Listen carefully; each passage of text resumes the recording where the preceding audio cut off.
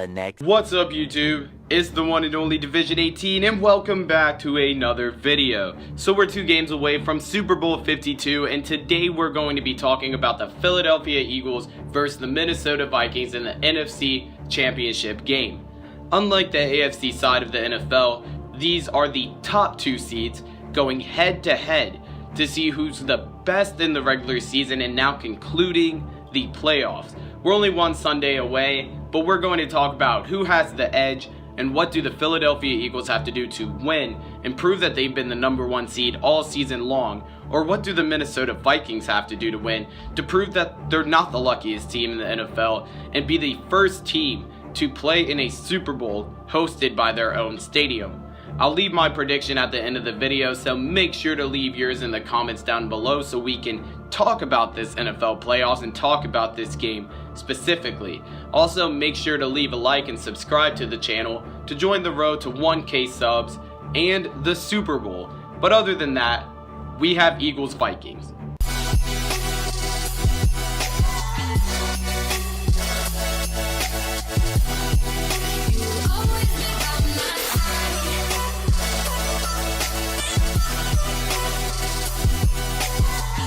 The Philadelphia Eagles have had an interesting season, an exciting but interesting season. With Carson Wentz, it looked as if the Philadelphia Eagles had the NFC locked up, but then he went down, and it seemed as if the Philadelphia Eagles' chances at making the Super Bowl went along with it. But we were wrong, sort of. Since the injury, Nick Foles has led the Eagles to a 3-1 record, including the playoffs, and the only loss coming against a meaningless game Week 17 against the New York Giants. But despite the pretty good record, the Philadelphia Eagles are the only #1 seed in the history of the NFL playoffs to be underdogs in both of their playoff games going into the Super Bowl. But it's understandable. While having a 3-1 record, Nick Foles hasn't really done a lot offensively. Since Week 15, Nick Foles has only thrown for 1 touchdown and has led the Philadelphia Eagles to 11.3 points per game. And while it was enough last week, they're going against one of the best defenses in the league in the Minnesota Vikings, so Nick Foles somehow, someway, has to step up in this game. The Philadelphia Eagles defense made sure last week if people didn't think they were legit, they now know. Only holding the Atlanta Falcons to 10 points and 281 total yards. The Philadelphia Eagles are trying to give the Minnesota Vikings defense a fight for the #1 defense in the NFL. Fletcher Cox is becoming one of, if not the best defensive tackle in the NFL and have the #1 rush defense to help back that up.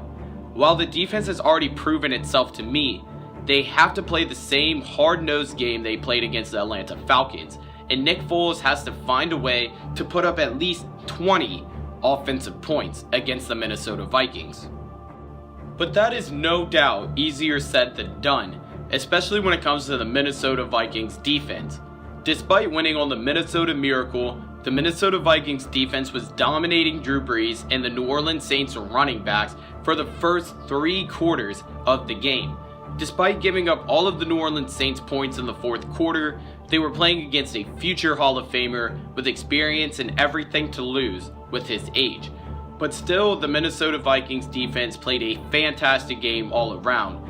Case Keenum is making the decision that the Minnesota Vikings are going to have to make with him even harder going forward because he's just been playing fantastic. Despite the Minnesota Vikings running backs rushing for less than 100 yards against the New Orleans Saints, Case Keenum was able to move the ball down the field all game with the help of Stephon Diggs and Adam Thielen. Adam Thielen and Stephon Diggs have become one of the NFL's best wide receiver duos, and if it wasn't for Stephon Diggs' injury in the regular season, they would have joined Marvin Jones and Golden Tate as the only 2 wide receivers on the same team to catch the ball for 1,000 yards in the regular season. The Minnesota Vikings, as I said, have the right to be favorited, seeing how they're a more complete team, but the Philadelphia Eagles will give them a game, and it will be a game. But with that being said, I have to take the Minnesota Vikings to become the first team to ever host a Super Bowl. It's going to be hard for the rest of the NFC playoffs to replicate the excitement that the New Orleans Saints and the Minnesota Vikings game gave us last week. But these playoffs have been full of surprises, and I have no doubt that we are not done. Make sure to leave your comments down below on who you guys think is going to win between the Philadelphia Eagles and the Minnesota Vikings, and make sure to comment below why. I can't wait to read you guys' reasons and talk to you guys about who's going to win this game on Sunday and who's going to be going to Super Bowl 52 from the NFC side. Again, in my last video, I am so sorry for my voice. I was sick. I had a sore throat. I really just didn't have a voice because I went skiing, and I just lost my voice because I got sick. So I haven't had it for like the past 4 days, and I'm just now getting it back. So I'm happy to get back to you guys. I'm sorry that you guys have had to listen to this really raspy voice, but other than that, make sure to leave a like, make sure to comment, subscribe to the channel, and help join the road to 1K subs and the Super Bowl. Thank you guys for watching, and I'm out. Peace.